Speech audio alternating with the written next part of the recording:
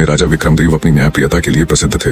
एक दिन एक वृद्ध साधु उनके दरबार में आया। साधु ने कहा, महाराज, मैंने 20 वर्षों की तपस्या से यह दिव्य रत्न प्राप्त किया है। इसे सुरक्षित रखने का भार अब आपको देता हूँ। राजा ने उस रत्न को स्वीकृत कर लिया। वह रत्न इतना चमकदार था कि दरबार में सभी की नजरें उस पर टिक गईं। राजा ने रत्न को अपने खजाने में रखने का आदेश दिया। उस रात राजा को एक स्वप्न आया। उसमें वही साधु दिखाई दिया और बोला, महाराज, मैंने जो रत्न आपको दिया वह एक श्राप से बंधा है। यदि उसका दुरुपयोग हुआ तो आपका पूरा राजवंश नष्ट हो जाएगा। सुबह राजा घबरा कर उठा और खजाने की ओर दौड़ा, परंतु जब वह खजाने में पहुंचा तो वह रत्न गायब था। राजा ने तुरंत अपने दरबारियों से पूछताछ की। तभी महामंत्री ने कहा, महाराज, हो सकता है साधु ही इसे लेने आया हो। वह साधारण साधु नहीं, कोई दिव्य शक्ति है। कुछ दिनों बाद राजा को खबर मिली कि पड़ोसी राज्य ने अचानक उनके राज्य पर आक्रमण कर दिया। राजा समझ गया कि यह सब साधु का श्राप था, लेकिन तभी एक चिट्ठी आई।